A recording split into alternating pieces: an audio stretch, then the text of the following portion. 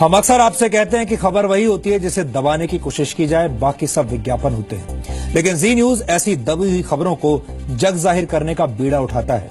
आज हमारे पास पश्चिम बंगाल के मालदा से एक ऐसी ही खबर आई है जिसे हमारे देश के तमाम न्यूज चैनल्स में दबाने की कोशिश हो रही है, लेकिन जी न्यूज पर जनहित से जुड़ी कोई भी खबर दब नहीं सकती। इसलिए अब हम मालदा में भड़की नफरत की आग वाली खबर के बारे में आपको बताएंगे, क्योंकि आज दिन भर हमारे दर्शकों ने इस खबर को दिखाए जाने की मांग की।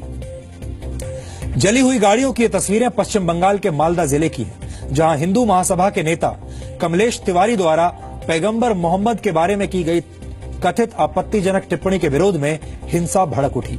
कमलेश तिवारी ने 1 महीने पहले ये टिप्पणी की थी, जिसके खिलाफ गुस्सा जताने के लिए रविवार को हजारों मुसलमानों ने मालदा के शुजापुर इलाके में विरोध रैली निकाली।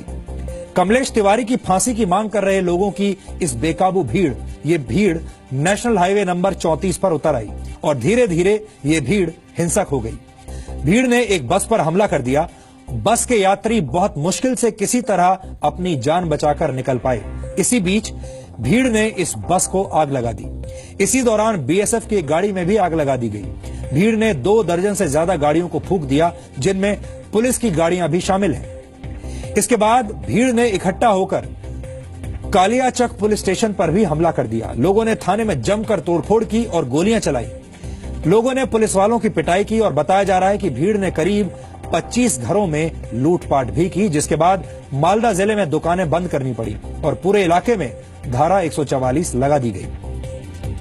पुलिस के मुताबिक हालात काबू में करने के लिए रैपिड एक्शन फोर्स की टीमों को हिंसाग्रस्त इलाकों में तैनात कर दिया गया। मालदा जिले में अभी भी तनाव बरकरार है।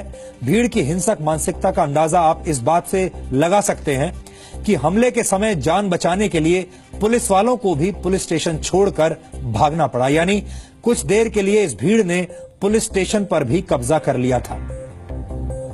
दरअसल ये मामला उस वक्त शुरू हुआ जब उत्तर प्रदेश के कैबिनेट मंत्री आजम खान ने 29 नवंबर को कथित तौर पर राष्ट्रीय स्वयंसेवक संघ के बारे में कुछ आपत्तिजनक टिप्पणी की थी। जानकारी के मुताबिक इसी की प्रतिक्रिया में हिंदू महासभा के नेता कमलेश तिवारी ने भी पैगंबर मोहम्मद साहब के प्रति कथित तौर पर एक आपत्तिजनक टिप्पणी कर दी। कुछ दिनों तक कमलेश तिवारी का बयान सोशल मीडिया पर छाया रहा, सर्कुलेट होता रहा। कमलेश तिवारी की कथित टिप्पणी पर पहली प्रतिक्रिया 2 दिसंबर को सहारनपुर में हुई, जहां देवबंद में मुसलमानों ने इसका विरोध किया और विरोध प्रदर्शन किया। मुसलमानों के गुस्से को देखते हुए कमलेश तिवारी को 2 दिसंबर को गिरफ्तार कर लिया गया और वो फिलहाल नेशनल सिक्योरिटी एक्ट यानी एनएसए के तहत लखनऊ जेल में बंद है। इसके अलावा कमलेश तिवारी पर 2 संप्रदायों के बीच नफरत फैलाने के आरोप में आईपीसी की धारा 153A और धार्मिक भावनाओं को भड़काने के आरोप में धारा 295A भी लगाई गई। शांति कायम करने के लिए उत्तर प्रदेश के मुख्यमंत्री अखिलेश यादव ने मुस्लिम धर्मगुरुओं के साथ एक मुलाकात भी की।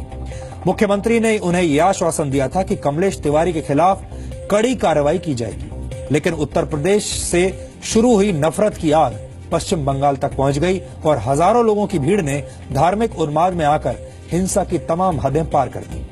अब सवाल ये उठता है कि अगर कमलेश तिवारी पर तमाम धाराएं लगाकर उसे 2 दिसंबर 2015 को ही लखनऊ की जेल में बंद कर दिया गया था, तो फिर इसके 1 महीने के बाद यानी 3 जनवरी 2016 को पश्चिम बंगाल के मालदा जिले में इसके विरोध में हिंसा क्यों हुई?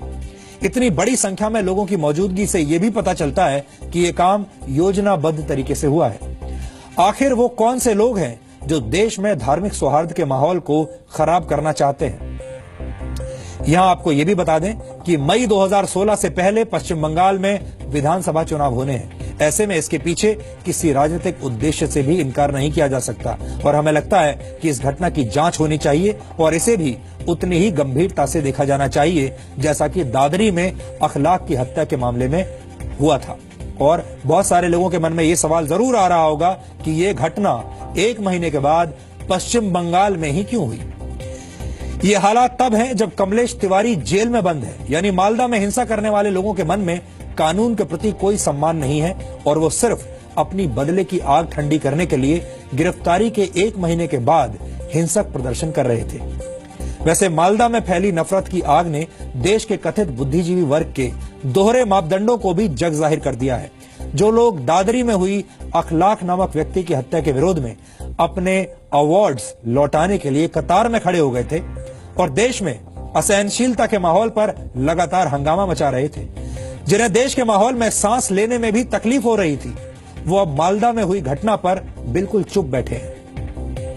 मालदा की यह घटना असहनशीलता का जीता जागता उदाहरण है और दादरी की घटना से कम गंभीर नहीं है। लेकिन इस खबर पर कोई असहनशीलता की बात नहीं कर रहा, ना ही कोई अवार्ड वापस कर रहा है और ना ही मीडिया इस खबर को उस तरह से दिखा रहा है जिस तरह से मीडिया ने दादरी के अखलाक की खबर दिखाई थी।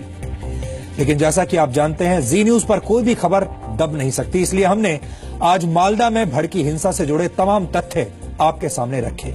आगे भी हमारी नजर इस मामले पर बनी रहेगी और हमें लगता है किसी भी खबर को सिर्फ धर्म के चश्मे से देखना ठीक नहीं है। देश के तमाम मीडिया हाउसेस को खबरों को समझने के लिए अपना धार्मिक चश्मा उतार कर फेंकने की जरूरत है, क्योंकि जान किसी की भी हो कीमती होती है और उसके परिवार को उतना ही दर्द होता है।